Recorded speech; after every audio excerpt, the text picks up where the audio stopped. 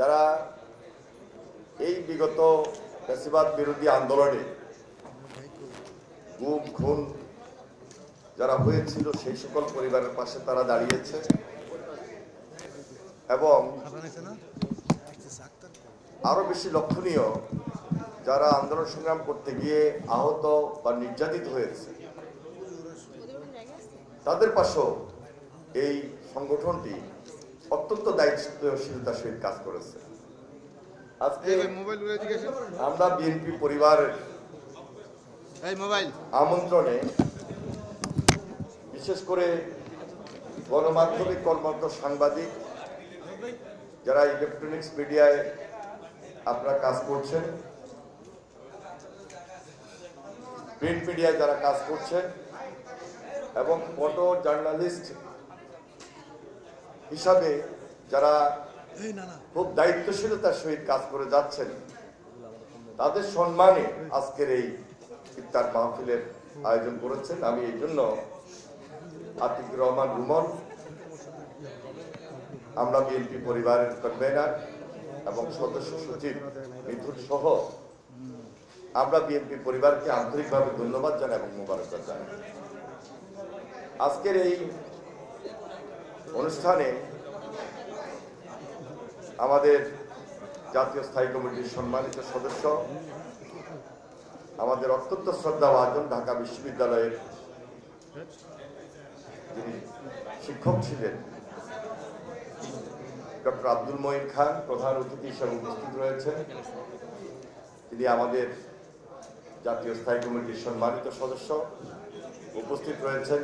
বিশেষ অতিথি আমন্ত্রিত অতিথি হিসাবে আমাদের আরেকজন শ্রদ্ধাভাজন বিএনপি জাতীয় স্থায়ী কমিটির সম্মানিত সদস্য বেগম সেলিমা রহমান, বিএনপি মিডিয়া সেলের কনভেনার ডাক্তার মওদুদ আলমগীর পাবেন, তিনি উপস্থিত রয়েছেন এবং মিডিয়া সেলের যারা উপদেষ্টা কাউন্সিলে রয়েছেন ইতিমধ্যে বক্তব্য রেখেছিলেন, আরো বক্তব্য রাখবেন।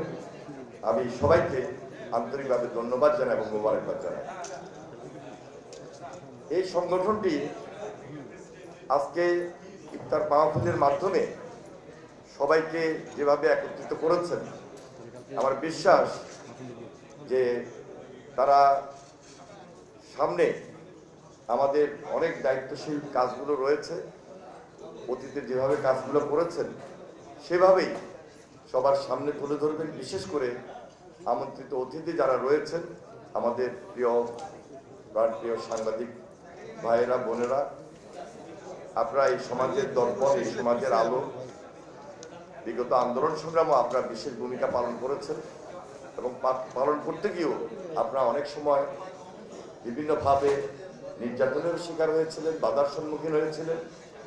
অত্যন্ত সাহসিকতার সাথে মনোবল নিয়ে আপনারা সেই কাজগুলো করেছেন।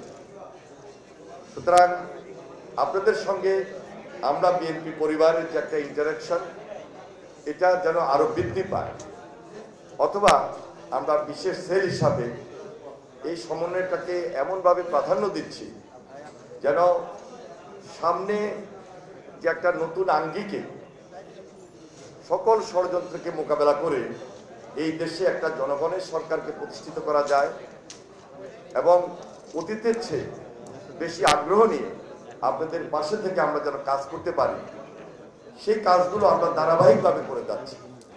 একইভাবে আপনারা লক্ষ্য করেছেন যে বিএনপি মিডিয়া সেল, সেটাও আমরা নতুনভাবে শুরু করেছি, সেটিও আমরা বিএনপির আপনাদের সঙ্গে থেকে কাজ করে জাতির সামনে যেন আমাদের কাজগুলোকে খুব স্বচ্ছভাবে তুলে ধরতে পারি।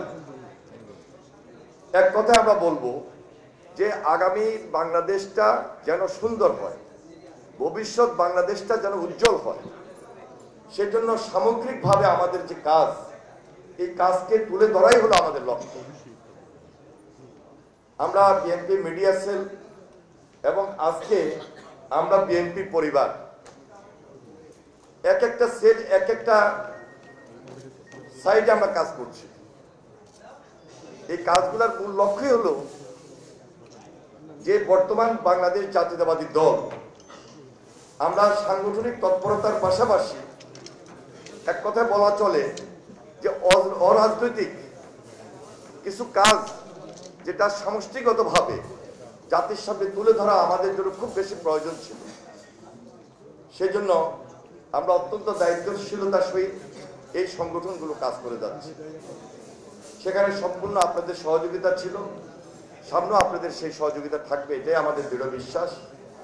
আমাদের ভারপ্রাপ্ত চেয়ারম্যান জনাব তারেক রহমান আমাদেরকে সরাসরি গাইড করছেন এবং উনি এই আমরা বিএনপি পরিবারের চিফ প্যাট্রন হিসাবে আমাদের এই সংগঠনকে সহযোগিতা করছেন। ওনার পক্ষ থেকে উপস্থিত সকল আমন্ত্রিত অতিথিবৃন্দকে আমরা আন্তরিকভাবে ধন্যবাদ জানাই এবং মোবারকবাদ জানাই।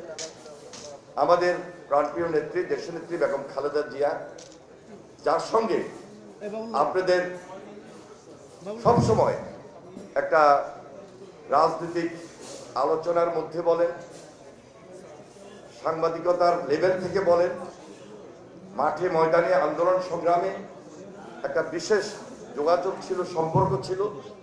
আজকে তিনি অসুস্থ, আমরা ওনার রোগ মুক্তি, আশু রোগ মুক্তি কামনা করছি এবং দোয়া করছি মহান আল্লাহ তাআলা যেন ওনাকে সুস্থ করে আমাদের মাঝে ফিরে নিয়ে আসেন।